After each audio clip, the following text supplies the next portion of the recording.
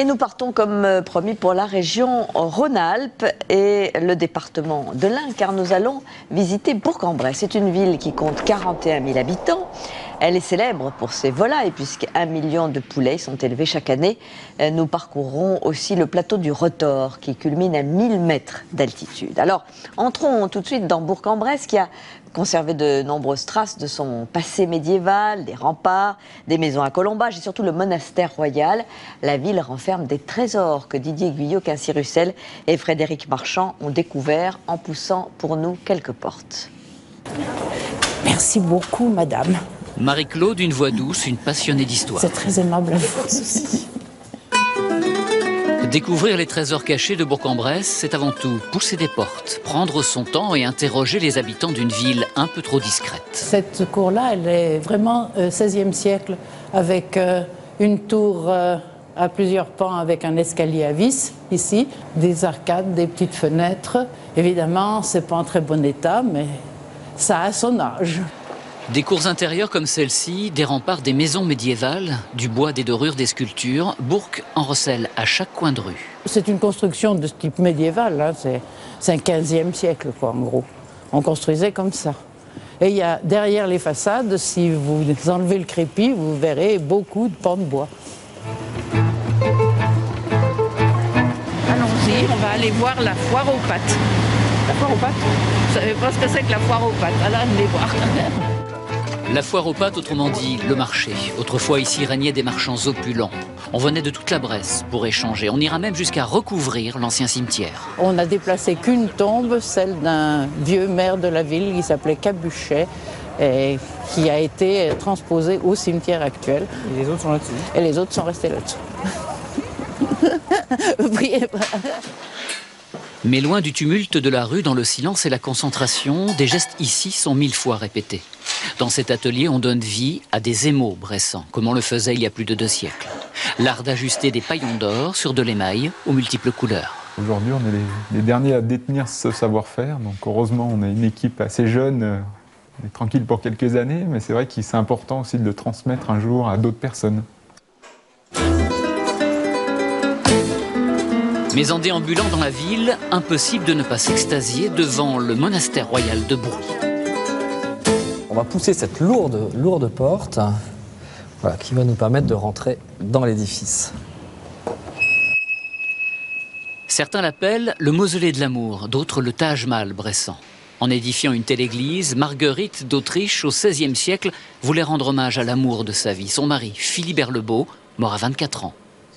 Ce style architectural donc assez particulier se distingue notamment donc par l'élégance et l'élancement des formes.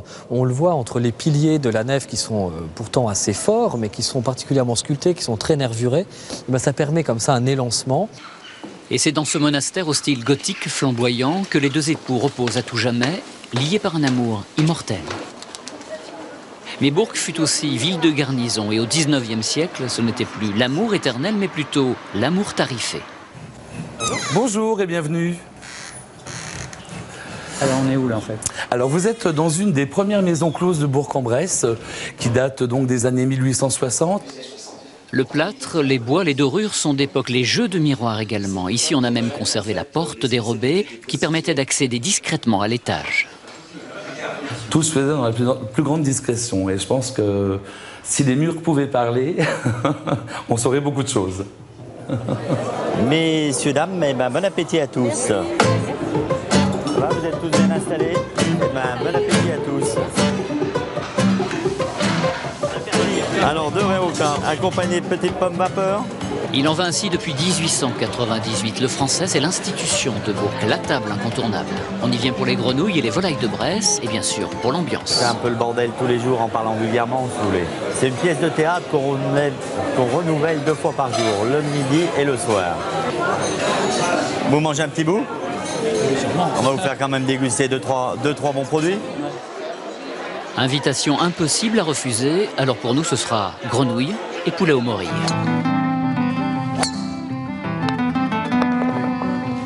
Il ne reste plus qu'à digérer, alors direction le golfe de la Bresse. 8 km à pied pour parcourir les 18 trous. 90 hectares de bois et de green irréprochables, un havre de paix où les habitants de Bourg aiment se donner rendez-vous. Il n'y a pas un bruit, il n'y a aucune nuisance, que ce soit une route, une voie ferrée, un couloir aérien, rien de tout ça. D'ailleurs, le micro peut en témoigner, il n'y a aucun bruit ici. On y trouve vraiment toute la sérénité qu'on vient chercher. Le département de l'Ain compte 14 golfs et les passionnés s'y oxygènent jusqu'à la tombée de la nuit. Et face à de tels paysages, on comprend pourquoi. Et coup d'œil maintenant sur la presse quotidienne régionale à la une du Progrès. Aujourd'hui, est évoquée la deuxième vie de l'usine Le Jaby. 5 mois après sa réouverture, une première collection de lingerie vient de sortir et le début d'année sera décisif pour les ouvrières. L'enquête donc à la une du Progrès. Partons maintenant à la rencontre des éleveurs de poulets. C'est un produit connu dans le monde entier, le seul d'ailleurs à bénéficier d'une appellation d'origine contrôlée. Chaque année, en décembre, a lieu un grand concours qui récompense les plus belles volailles. Et c'est une tradition à laquelle toute la région est très attachée, comme l'ont constaté Gaël Charnet, Quincy Russell et Frédéric Marchand. C'est un nom qui résonne bien au-delà des frontières et une gigantesque basse-cour. On y trouve la fine fleur de la volaille. Des poulets par milliers qui gambadent en liberté et ont droit à des honneurs quasi princiers. Vous voyez, ça, c'est la veine de graisse qu'on voit ici. Là. Max est éleveur, ou plutôt sélectionneur. Parmi ces 1500 volailles, il en a désigné une centaine seulement, les plus beaux spécimens dignes de concourir, de représenter son élevage. Celui-là, je l'ai éliminé parce qu'on voit que la crête, elle a tendance à repousser un tout petit peu. Des chapons et autres poulardes, bientôt transformés en gravures de mode. La salle de plumage, le rendez-vous des copines. C'est Radio Plume. Une armée d'esthéticiennes qui, dès l'aurore, inspectent le moindre centimètre, traquent les défauts. On tâche qu'il ne reste rien, pas un poil noir, qu'il ne reste pas une plume, pas un poil. Manucure, shampoing, brushing, sans oublier la tenue de soirée, un corset de toile cousu main. Et voilà des volailles bien roulées comme on dit ici, fin prête pour le défilé. Une fois que c'est dans la toile, c'est vrai que ça répartit la graisse et ça lisse en même temps le grain de peau. Donc ce qui fait que ça ressemble un peu comme une motte de beurre. Des poulets taillés pour la compétition. Là, c'est toutes les coupes qu'on a gagnées sur les concours. Depuis 20 ans, ces volailles de Bresse ont rapporté à Max plus de 400 trophées, dont ces vases de Sèvres. Un vase qui est offert par le président de la République.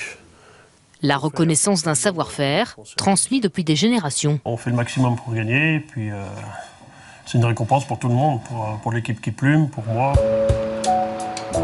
Il est 4 h du matin, c'est le grand jour. Sous les halles de Bourg-en-Bresse, 35 éleveurs et leurs champions. Parmi les concurrents, Max et sa troupe sont déjà là. Et c'est les mains moites qu'ils vont déshabiller ces dames.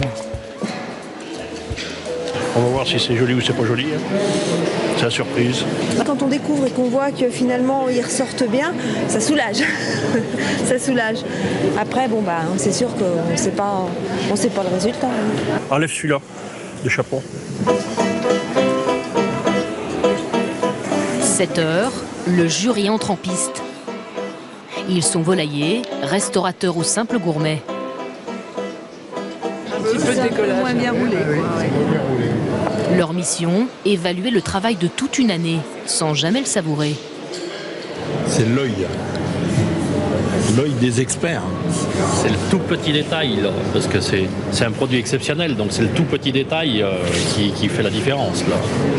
Distribuer les mauvais points. Il est un peu moins serré aussi. Un petit peu moins homogène. Décerner les plus hautes distinctions. Un concours dont les règles n'ont pas varié depuis 150 ans. Alors, ça vous évoque quoi, le poulet de Bresse? Miam miam, d'accord.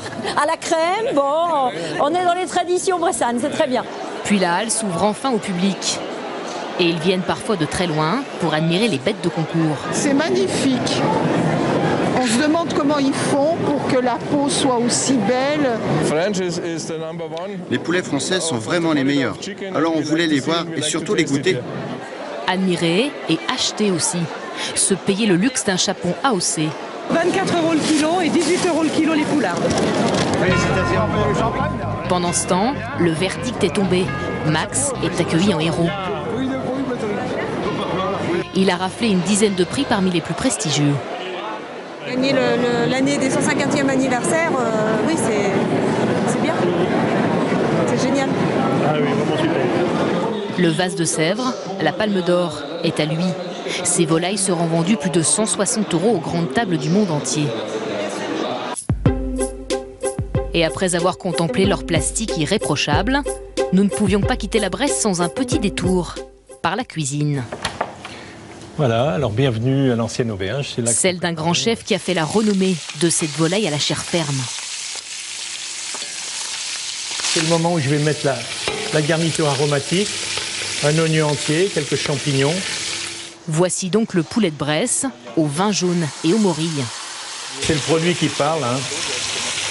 Le cuisinier il est là pour assurer la cuisson, l'assaisonnement. Beaucoup de garniture, un peu de crème,